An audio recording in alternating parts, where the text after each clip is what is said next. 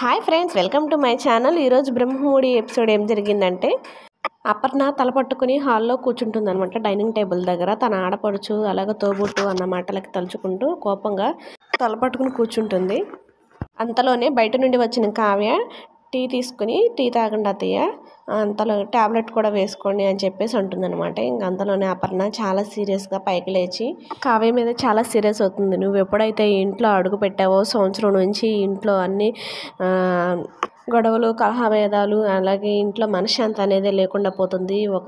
ఇంత జరిగినా కూడా ఇంకా ఈ చూరు పట్టుకునే వేలాడుతున్నావు, ఈ ఆస్తి కోసమా ఐశ్వర్యం కోసమా అని చెప్పేసి కూడా అంటుందన్నమాట.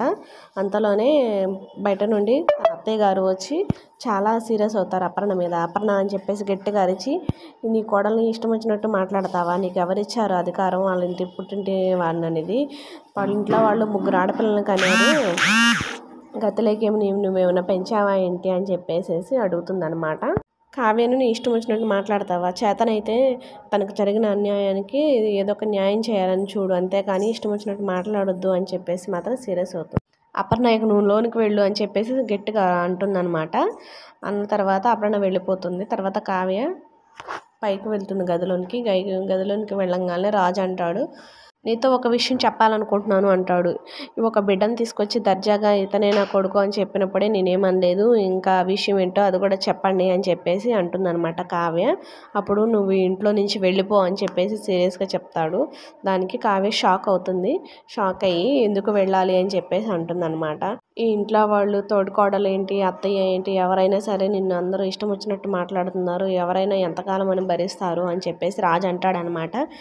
అయితే ఇంకప్పుడు నేను ఇంట్లో నుంచి అడుగు బయట పెడతాం అనేది జరిగితే మళ్ళీ ఇంట్లో కాలు అనేది పెట్టను అని చెప్పేసి అంటుంది. నా లెక్కలు నాకున్నాయి అని చెప్పేసి కూడా అంటుందన్నమాట కావ్య.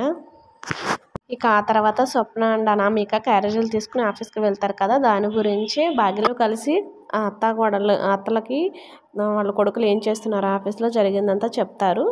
ఇంకా తర్వాత కావ్య వాళ్ళ ఇంటికి ఎవరో అతిథి వస్తారనమాట. అతిథి వచ్చినప్పుడు కావ్య వాళ్ళకి కాఫీ తీసుకుని వస్తుంది. పైనుండి రాజు బిడ్డను తీసుకుని వస్తాడనమాట. అయితే ఆవిడ అడుగుతుంది, ఎప్పుడు బాబు పుట్టాడు, అలాగే నార్మల్ డెలివరీయా లేకపోతే సిజరీన్ అయ్యిందా అని చెప్పేసి కావ్యని అడుగుతుందనమాట. అంతలోనే రుద్రాణి ఆ విషయం అడగాల్సింది కావ్యను కాదు, అదిగో పైనుండి వస్తున్న రాజుని అడగాలి, రాజుకు మాత్రమే తెలుసు ఆ విషయం గురించి అని చెప్పేసి అంటుంది. సో ఫ్రెండ్స్, ఇది ఈరోజు జరిగిన ఎపిసోడ్. నా వీడియో కనుక మీకు నచ్చినట్టయితే ఒక లైక్ చేయండి, అలాగే సబ్స్క్రైబ్ కూడా చేసుకోండి. Thank you for watching.